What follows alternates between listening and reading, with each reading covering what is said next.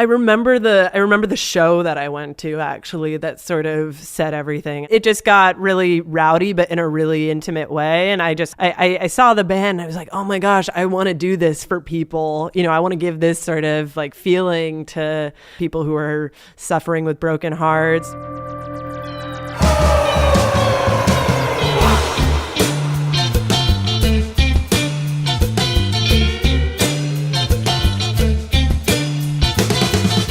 This is Joe Wong. Welcome to the Trap Set, where each week we explore the lives of drummers. I want to play something for you. She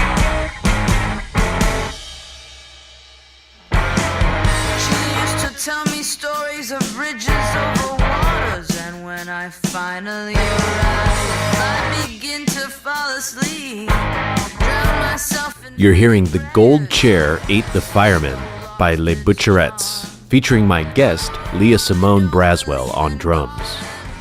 Raised in Los Angeles by an artistic family, Lia was encouraged to get behind the drum kit at an early age.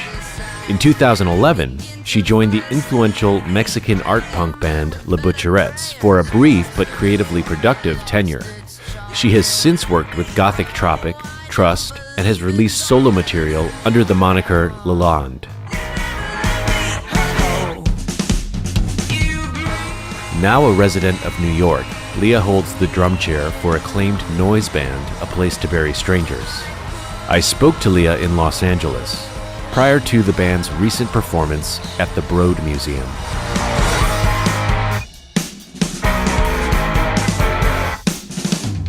And now my conversation with Lia Simone Braswell.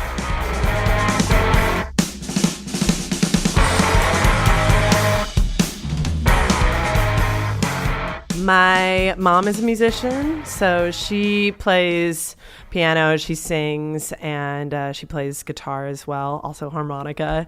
She used to go to my school when I was younger, at my elementary school, and teach all the kids how to play music. And Oh, cool. yeah, she did that along with doing that in different kinds of like VAs and small institutions out here with another band called Saturday Night Bath. Saturday Night Bath? Yes. Yeah. What's that an allusion to? Not sure. I think they just were trying to make it punny and exciting for kids in this weird way. I don't know. Well, what kind of music did Saturday Night Bath play? It was a lot of covers. It was, Green Onions, all of like the classics, and so kind of just. So they were like an organ band. Yeah. And is your dad a musician too? No. He tried to play music, and he loves he loves music. When my mom and my dad got together when my dad was really young, he was 21, I think, and then my mom was 40 or 39, and then they got married and had me, and my dad was 22. And my dad was a punk rocker, kind of like a grungy. He had really long hair, and he loved Guns N' Roses and Pearl Jam and Nirvana and all kinds of rock bands. And so you must have been born in the 90s then. Yes, I was. Okay, got 91. it. Any brothers or sisters? I have two brothers. Well, one passed away when I was 7, and he was a guitar player and a really amazing person. So. Yeah. Was he a lot older? He was 12 years older than me. Was he like your mom's son before she met your dad? Yes. Kind of a situation? Yeah, exactly. Okay. Yeah, and he lived with us, and then he would go live with his dad in the summertime. His dad was a musician, and he actually built like a really small kind of, it was a great and functional working studio for a short while in our small house in the valley before my parents met. And so it was a very musical upbringing, I suppose. My dad was really, really enthusiastic and encouraging for me to play music. He also wanted me to play sports as well. So I was just like very proactive physically. So which sports did you play? I played basketball. I think basketball was my favorite. I played soccer, but I wasn't very good at soccer. I tried to play tennis. I played baseball. My dad's favorite was baseball. He was coaching me through, years and years of trying to just play in co-ed to softball. And yeah. So were you a pretty well-adjusted comfortable, confident kid? Good question. Yes, maybe, you know, kind of in the way that I just didn't really think about confidence. And, you know, I think that that's the beauty of being a kid is you're not really thinking about what's wrong with you or, you know, the fact that you have so many insecurities or difficulties with people or connecting in any way. I was wild. I loved to dance, and I would try to choreograph my friends to dance with me. And I don't know, what my brother and his friends would come over and hang out all the time. So we would always kind of just like bring them outside after they were playing music and be like, watch us dance. And yeah. When you lost your brother, how did it change your outlook? Well, I mean, it still lives with me. It lives with you forever. I think I was so young. I was 7, so I didn't really realize the impact that it would have on me as a person. It definitely. I started playing drums a year after that, and I started playing his drums, and I didn't really put 2 and 2 together. My dad actually wanted to start playing drums, and then he encouraged my little brother to try to play drums, and we met this guy. His name was Beetle, or it goes by Beetle. Keith, but we met him in a park, and he was just playing congas, and my dad was like, "Hey, do you give drum lessons?" And he came over and ended up being a really close family friend and taught me drums for 10 years or so. And I think so you just met this dude in a park, and then he became a good family friend. Yeah, he became like one of our dearest, closest friends.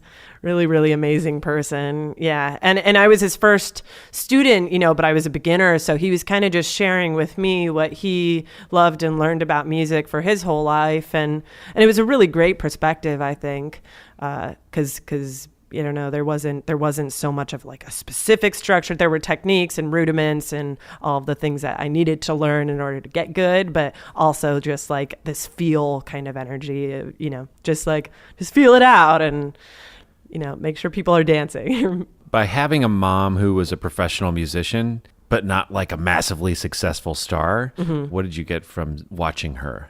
I got that music was something that is so deep and doesn't need any sort of specific goal or reason.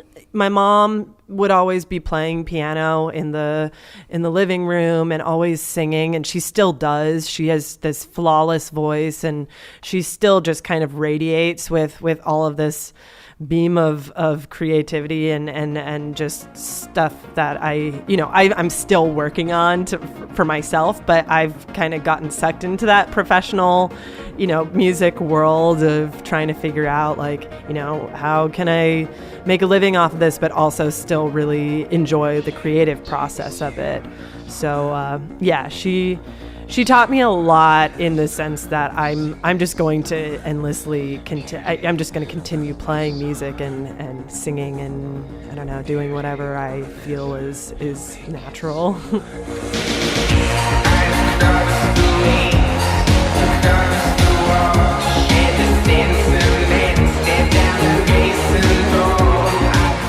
This episode of The Trap Set is brought to you in part by Colectivo Coffee. Handmade coffee since 1993. Check them out online at colectivo.com. Did you connect with the instrument right away? No. I did maybe before I was reading, you know, before the theory and everything specific and detailed had to get into the picture of it. And, you know, when my parents were actually really encouraging to play. They wanted me to, because we had a drum kit there, and I think my mom really just didn't want to give up the idea of us playing music or having that sort of outlet for, you know, grieving or letting out something that we couldn't really explain and that she couldn't explain to us. Like, I had no idea what cancer was, or, you know, how it would change, how like a death in my family so early on would, you know, I don't know, shape how I think about life. So yeah. How has it affected the way that you see the world? It's affected me actually in a really positive way. I hope it's positive. I can't. I still process it to some degree. You know, I have achieved and accomplished a lot because I feel I continue to hold on to what he wanted to do in his life, and I've been connected with all of his really close friends from high school since then, and they've all sort of they raised me in a certain way, like around an older brother kind of, I don't know, collective of sorts. And so they sort of encouraged me to keep on playing and to not be afraid of playing with other people. And they've told me that he wanted to do this, you know, that he would always talk and fantasize about how he wanted to like play guitar and, you know, go on tours. And so I feel like every time I go on stage, I think of that, and I think of, you know, how much he would want this to happen. And I try to just like step up even further, you know, and not get sucked into like the fear of who's watching or what's happening internally or, you know, outside of everything. It's really scary, and it's really like it's a frightening thing to jump on stage. And so that is sort of like my safety zone. When did you start to develop musical taste distinct from that of your parents? Well, probably around middle school, I started getting into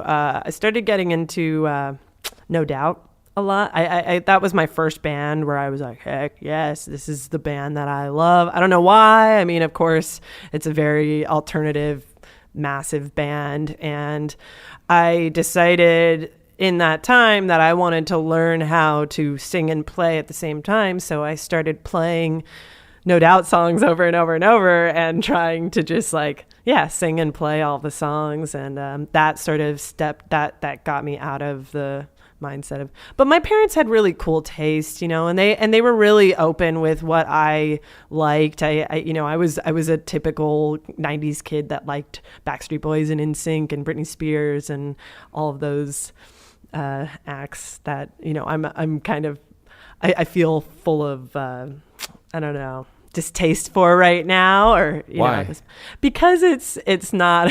I just wish that I liked something a little bit more, you know, like I don't know. You know, when you're a toddler, maybe you watch Sesame Street, even though you don't watch it anymore. There's nothing wrong with having watched it. I suppose so. I think I will say that the NSYNC is at the same artistic level as Sesame Street, right? Yeah, that's pretty true. I was actually watching them doing this scatting thing with Phil Collins recently. I mean, it's old. Oh, my buddy Phil. Yeah, totally. Oh, your buddy Phil. Yeah, that guy. It's a great montage of them just like in the studio doing this scatting thing with for the Jungle Book, and I watched it many times.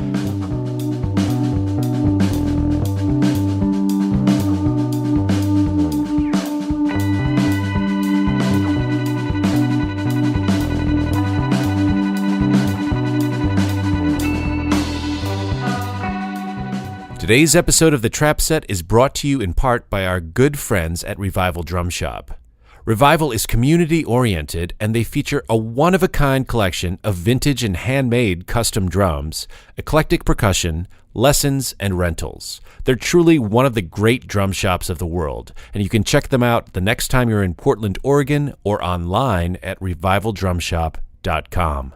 I remember the show that I went to actually that sort of set everything. I was kind of getting prepared to go to college and ready to sort of kind of like put music to the side for a while. I didn't really believe that I was going to find something that was going to get me to this point. And I was at this show for this band called Jeff the Brotherhood in Nashville, because my dad's from Nashville, and I went to go visit family, and I was a huge fan of this band for a while. So they were playing, and a bunch of other Nashville bands that I was a huge fan of at the time. And it was this really, really small show at this place called The End, but it was super packed, and it was like all of their friends and all these people, you know, you could just tell the energy was really sort of like homely and I don't know, just very, very familial and connected.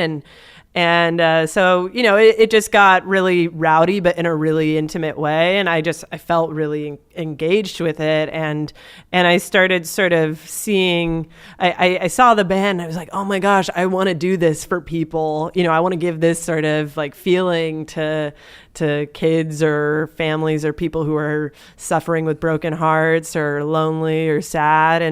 And so as soon as I like after that show, I just sort of decided that I wanted to find that kind of collective in LA, and I wasn't going to go to college, and that I was just going to continue trying to find this I don't know, way of touring and traveling and So what was your next step? Next step was, I kind of I did it very slowly. I had a band and I started just going to more shows in LA. I started becoming a little bit more independent of what I thought was, an idea of what a professional musician was. I started to be like the outsider and watch bands and get into the music and see what I really wanted to do to like bring that to a stage if I could ever. It was still like very, very, very, I don't know, nuanced to me, just kind of like spread out and yeah. What were you doing to support yourself at this point? I was living at home and I was working at a frozen yogurt store. This was, when I was still I just graduated from high school. So I was working at a frozen yogurt store. And then I got asked to play in a band with my best friend's dad, and he offered to pay me. And it was kind of wild because I felt guilty about it. And it felt kind of strange, but it was also kind of... Wait, why did you feel guilty? Because I was making money off of, rehearsing with a band, and I just didn't know that was how you make it happen. That was kind of my first. Also because I was not hanging out with my best friend at her house, but I was rehearsing. What was it about the way that you played that drew him to you? I think it was just that I was carefree and that all I wanted to do was play and down to just, immerse into whatever environment I was in. Well, how long have you lived in New York? 2 years. Okay, and you've been in LA all the way until then? I was in El Paso for on and off 3 years. What were you doing there? I was living with this band that I was playing with. They're called Butcherettes.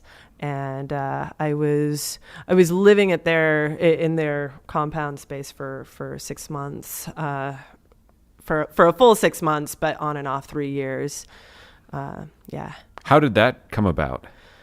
Well, for one, we were really close, and I really valued the band, and this was my first big band that I actually really loved and wanted to give all of my heart and soul to. So that was one reason. I wanted to keep on working on the band and honing in on where we could go with it. My parents also moved to Portugal 3 or 4 years ago, I think. And so as soon as they moved, I was out of their house, but I just didn't really feel connected with LA anymore. And my band, the Butcherettes, had already moved to El Paso. And so it just kind of felt like the right thing to do. What was the dynamic like in that band? You said you lived on a compound? Yeah, it felt like Was there one. like a centralized power structure, like a cult type situation happening? It's funny you ask. I don't know. I mean, I won't specify so much of what went down there because I feel like they want to keep their life pretty private. But it was interesting. It wasn't as, it was very creative and spaced out. Everybody sort of kept to themselves and was working on their own creative projects. But it was a couple friends, and people knew Omar, the guy that I was that like we were working with, he had family out there and friends, so I kind of just like connected with all kinds of different people and sort of like spread out and sort of found my ground there for a short while. Really loved it because El Paso is really beautiful, and met some really amazing people, went to some really cool shops, and yeah. And then what went into the decision to not play with that band anymore?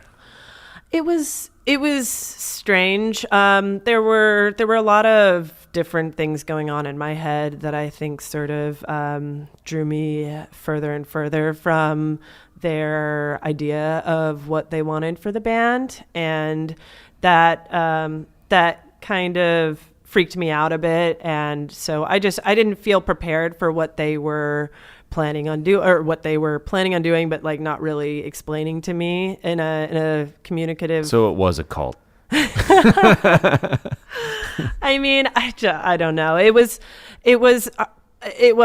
in a way it felt like it was because I looked up to them as like, this is my community, this is what I want to do, this is my family, these are people that I can trust and look up to, and jumped into it and didn't really think so much of the repercussions of the reality of life and how you do have to get by. And it wasn't like I wasn't making money in that band, and I wasn't doing it for the money, and it felt like I was misleaded and confused with like what exactly the intentions were,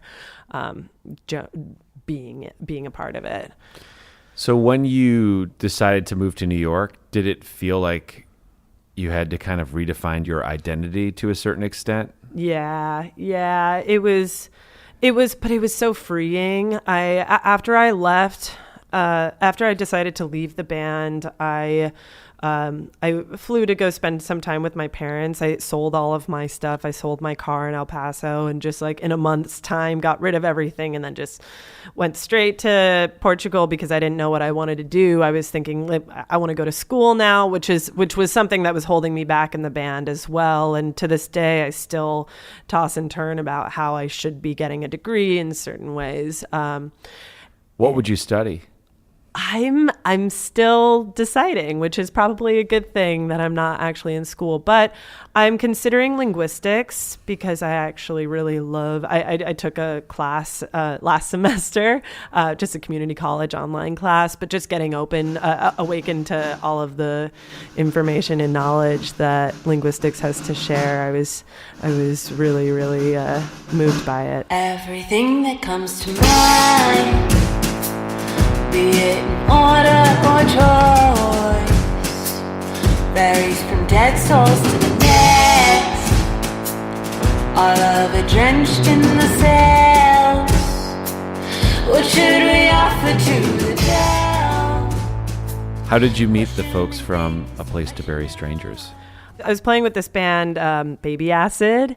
They asked me to do like 3 shows with them, and I wasn't playing with any bands at the time, so I just decided that it would be really fun to just play with some new people, and so I joined. And Dion, the bass player of A Place to Bury Strangers, he showed up at one of our shows, and then he reached out to me and asked if I'd like to play a couple shows with them, and so I learned a couple songs, and we played these shows, and they were really amazing, and we had such a good energy all together, and it just formed into what it is now. And what do you see your role as in the band now? For the first time, I feel like an actual member of a band. I feel a part of something that's, but at the same time, I feel like I'm still learning how to adapt to their sound and their lives and their whole experience, because they're older than me, and they've had more tour experience. They've had more life experience and everything. So I'm still trying to adapt to that, both in my playing and my style and everything, but Oliver, the singer and guitarist, he is just so like he's the creator of the band. He started everything, and he's always been open to changing everything and reinventing the band and reinventing the sound. And so he's using this as a means to get me to, I don't know, involve myself more creatively and artistically. And it's awesome because I get to, I don't know, explore parts of my style and of singing and playing with other people that I'd never done before. It doesn't seem like you're the type of person that plans a lot, but do you have goals or desires for where you want to be in another year or another 5 years? I think about that from time to time. I mean, I would definitely love to get a degree in some way. So I'm trying to just slowly get into that flow of life and focus. I would love to just understand music to an extent that I can lend my knowledge and skills to all kinds of different things. I love teaching drums, and I love to just share my passion and love and spirit for music, as my mom did, as my friends, my brother's friends did, with as many people as I can.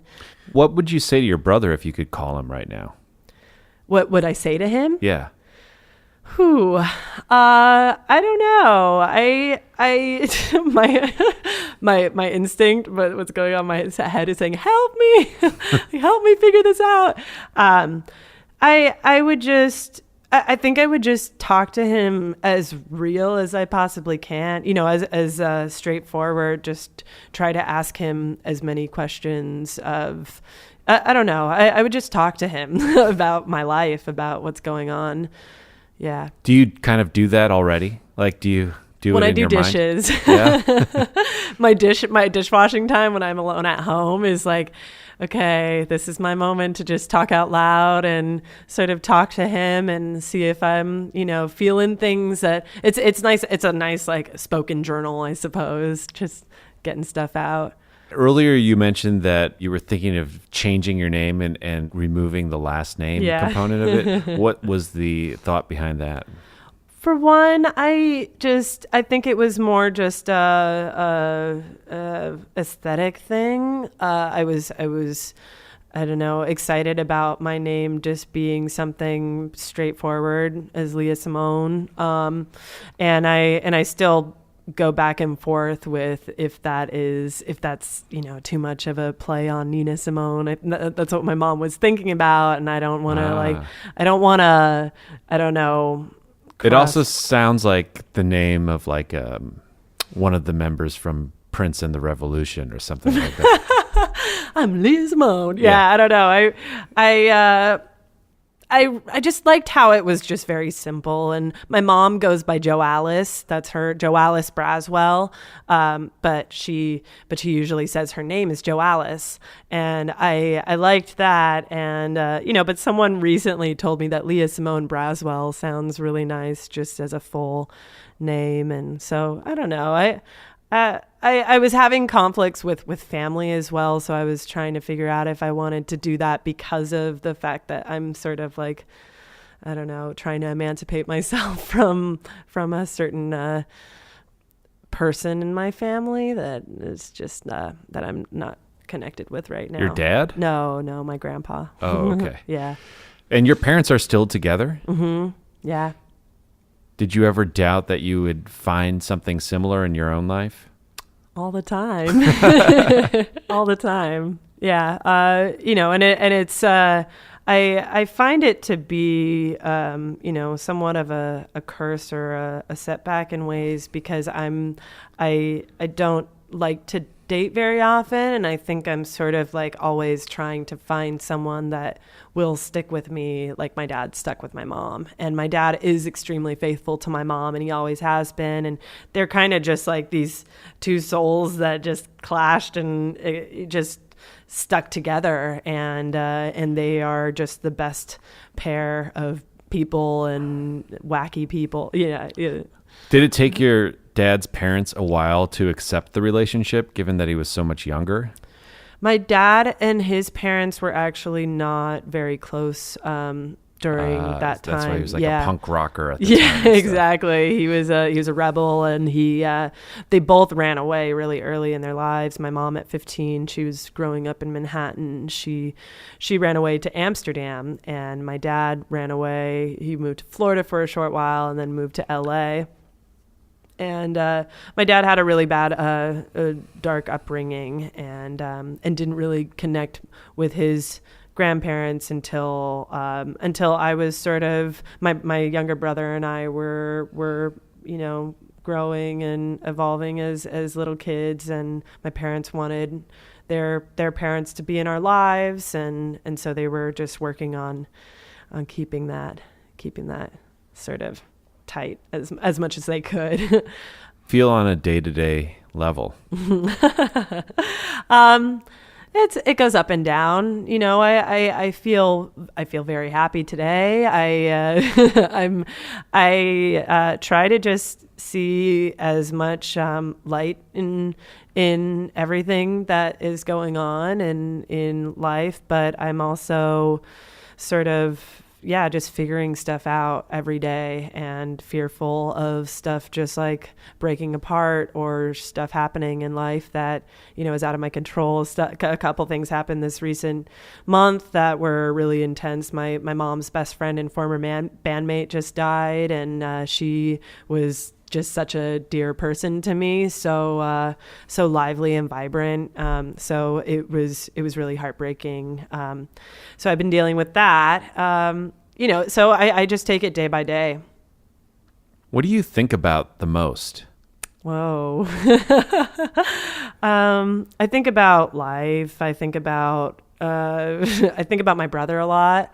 I think about, how I want to evolve, how I want to help the world, how I want to how I see myself fit into the picture of this short life. Well, I guess that's a good place to end it as any.